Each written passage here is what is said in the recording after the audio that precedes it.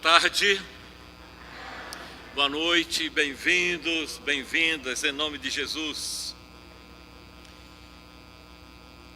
Nós estamos examinando, desde domingo passado, as atitudes ou qualidades que Deus quer que nós tenhamos, qualidades espirituais que nós tenhamos.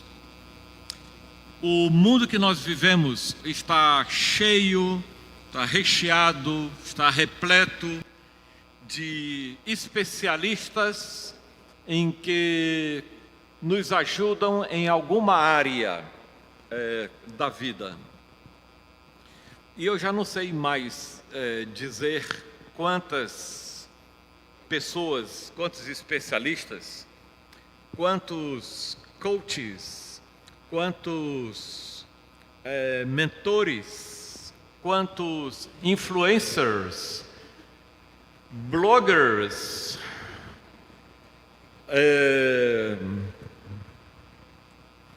Twitter, se bem que Twitter não ensina a gente a fazer, não é? Enfim, eu acho que eu acabei falando todos os especialistas que nos ajudam hoje em alguma coisa. A proporção que a gente vai passando, parece que cada vez mais vão descobrindo uma certa área da nossa vida em que a gente pode se realizar. Há algum tempo atrás, há muito tempo atrás, no final do século XVIII, no final do século XIX, as pessoas estavam muito animadas com o sucesso e o progresso humano. Se dizia que no século XX nós teríamos condições de viver mais, viver melhor. A medicina ia crescer tanto que nós acabaríamos com todas as doenças. Nós debelaríamos todas as doenças. Foi-se o século XX e nós temos mais doenças para serem descobertas a cura do que remédios que curam as nossas doenças. E no século XXI ainda há pessoas que descreem da ciência ainda. Estamos avançando de um lado e estamos fazendo regresso de outro lado. O século XX foi pródigo em nos ajudar a ter uma boa noção sobre nós mesmos. O século XX começou com tão alto astral que alguém chegou a escrever que o homem chegaria à sua idade adulta.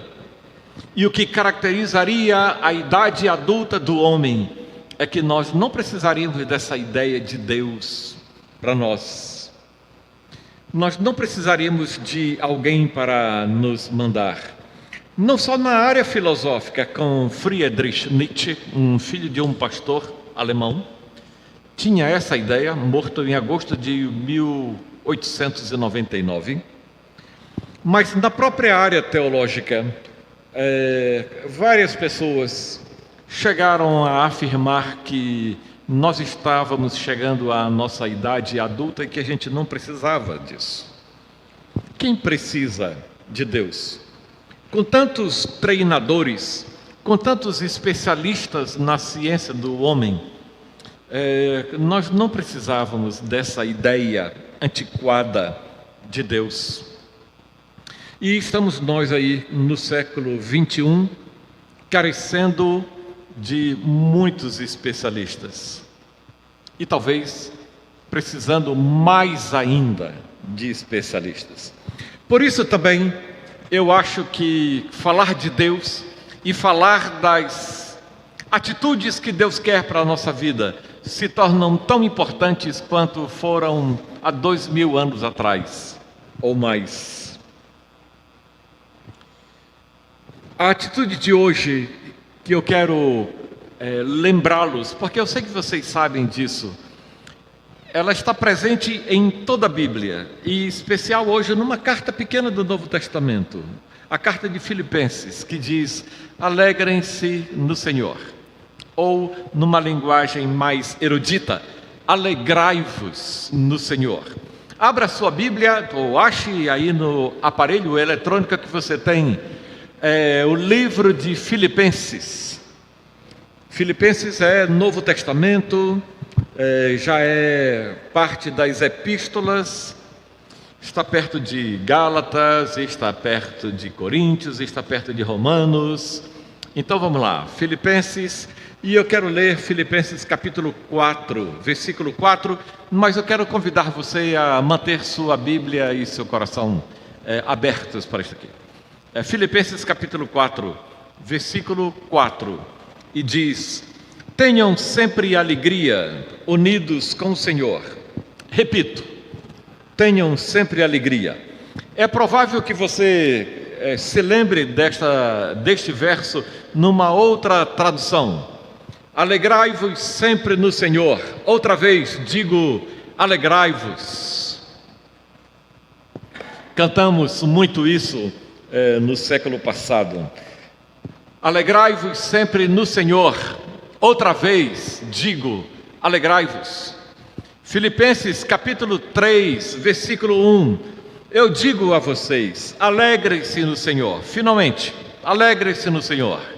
E não me desgosta dizer isso, ou escrever isto outras vezes. Alegrem-se no Senhor. Parece que a alegria é uma ideia que permeia toda a carta aos Filipenses. Por exemplo, se você tomar o capítulo 1 da carta aos Filipenses, e logo no versículo 4, ele trata da ideia de orar com alegria. Orar com alegria. No versículo 4. Versículo 18, ele escreve: eu estou alegre e vou continuar alegre. Filipenses 1,18. Mas por que ele está alegre? Ele está alegre porque Cristo está sendo anunciado. Está sendo anunciado de forma errada, mas Cristo está sendo anunciado. Então eu vou me alegrar com isso. Eu vou continuar alegre por causa disso. No capítulo 2, no versículo 2, ele pede que os filipenses continuem vivendo sua vida cristã, para que eles continuem dando alegria. Está ele. Eu acho que esqueci de Filipenses capítulo 1, versículo 25. Uma alegria que vem da fé. Agora capítulo 2, versículo 2, que nós já tratamos aqui. No capítulo 2, ainda no capítulo 2, no versículo 17, ficarei contente e me alegrarei com todos vocês. No capítulo 3, no capítulo 2 ainda, versículo 28, por isso, tanto mais me apresso a mandar a vocês Epafrodito, para que vocês fiquem alegres com ele, a alegria que uma pessoa causa na outra. No versículo 29, recebam-no com toda a alegria no Senhor, e honrem pessoas como esta. No capítulo 3, versículo 1, alegrem-se sempre no Senhor. Já escrevi isso, não me desgosta escrever de novo. Alegrem-se no Senhor. No capítulo 4, versículo 1, vocês são minha alegria no Senhor. O texto que nós lemos, 4:4, alegrem-se sempre no Senhor. Outra vez digo, alegrem-se. No versículo 10 do capítulo 4, fiquei muito alegre, porque vocês me ajudaram. Mas a recomendação de alegrar-se no Senhor, eu queria convidar você a pensar sobre este mandamento. Isso vem em forma de mandamento de nós nos alegrarmos do Senhor.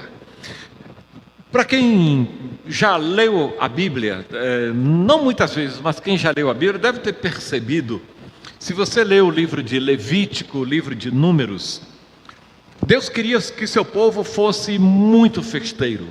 Muito festeiro. Aliás, eles mais festejavam do que trabalhavam.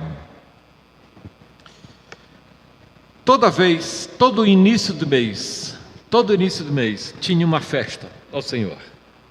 Todo sábado, uma festa ao Senhor. Durante o ano, mais 3 grandes festas para durarem uma semana cada. Uma festa por semana, uma festa por mês, 3 festas por ano, de cada um de uma semana. Uma festa era uma festa mais séria, mais triste. Era dia de jejum, era dia de lamentar, mas era uma festa só. Uma festa só. Mas a ideia era que Deus queria que as pessoas se alegrassem, e se alegrassem muito nele. Se alegrassem, mas se alegrassem de valer mesmo. Uma alegria que ultrapassassem todo tipo de razoabilidade. Todo tipo de razoabilidade. No Novo Testamento, o apóstolo Paulo traz a mesma ideia. Ele queria que os filipenses se alegrassem no Senhor. A ideia foi no Antigo Testamento, a ideia foi para o Novo Testamento. Eu creio também que a ideia vale para nós que andamos com Deus no século 21. De nós nos alegrarmos no Senhor. No entanto, eu acho que antes de pensarmos na alegria do Senhor, seria bom pensarmos também no nosso tempo, no tempo que nós vivemos, porque o nosso tempo nos ensinou a nos alegrar em outras coisas, a ter nosso motivo de alegria em outras coisas e não no Senhor. Depois eu gostaria de pensar que também nós aprendemos que o Senhor não deveria ser para nós fonte de alegria. Mas vamos lá. O que é que nos causa alegria? Pelas fotos que eu vejo no Face, pelas fotos que eu vejo no Instagram, eu acho que aquilo que nos causa alegria é uma viagem de férias.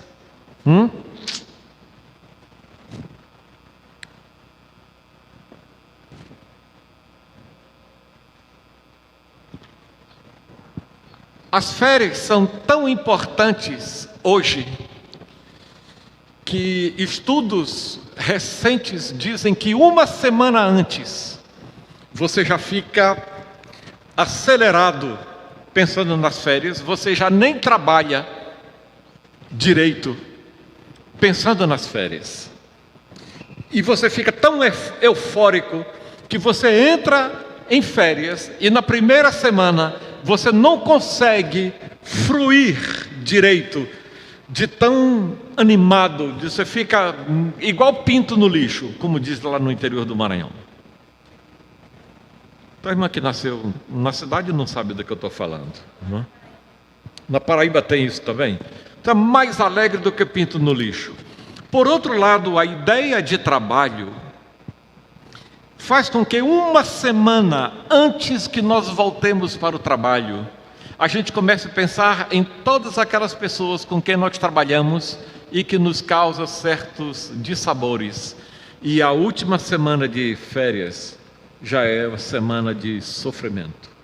A gente não aproveita a primeira, a gente não aproveita a última, e como normalmente não tiramos mais um mês de férias, mas só 15 dias, a primeira metade das férias é para não curtir e a última já é para sofrer por antecipação.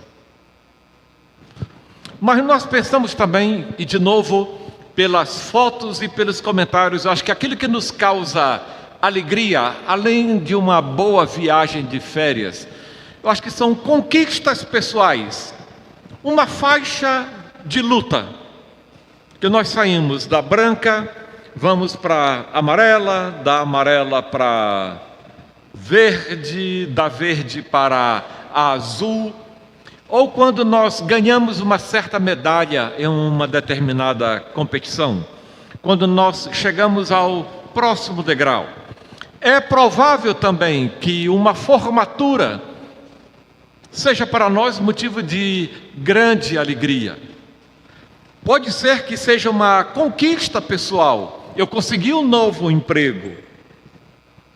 Ainda que depois a gente, puxa, esse emprego não está legal. Não é? Eu não lembro da minha esposa, da alegria que ela sentiu. Eu lembro mais ou menos de ela estudando, feito uma maluca, para passar na prova do concurso. Mas eu lembro que nos últimos anos, nos últimos meses, ir para o trabalho era um sofrimento para ela. Ela não queria ir mais. E agora que ela tem que ir lá uma vez por ano para fazer a prova de vida, há uns 2 anos atrás, ela quase perde o salário, porque ela foi postergando tanto ir no trabalho para mostrar que estava viva, que já estavam pensando que ela estava morta. E ela recebeu um aviso: você está viva ou morta? Quer continuar recebendo ou não? Tal a ojeriza que ela criou de algo que lhe causou muita alegria um tempo. Nossas conquistas, nossos empregos, nossos diplomas, nossas faixas, nosso dinheiro, nossas viagens, nosso time de futebol.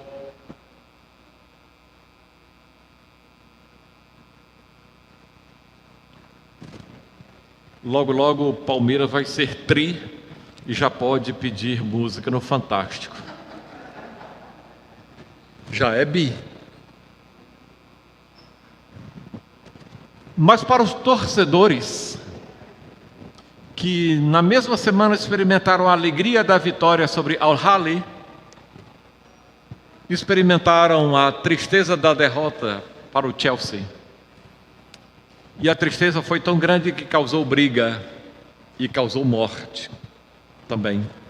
As pessoas põem tanta confiança, põem tanta força em conquistas pessoais, ou projeta tanto sua felicidade sobre outra pessoa ou sobre um time, que chega a perder sua própria vida ou matar outra pessoa por causa daquilo que ama. Acontece que o que nós aprendemos com isto na sociologia e na filosofia é que esses momentos são momentos de pequena transcendência. E logo que a gente termina de ter uma alegria desta, a gente já quer outra alegria. A gente já está em busca de uma nova alegria.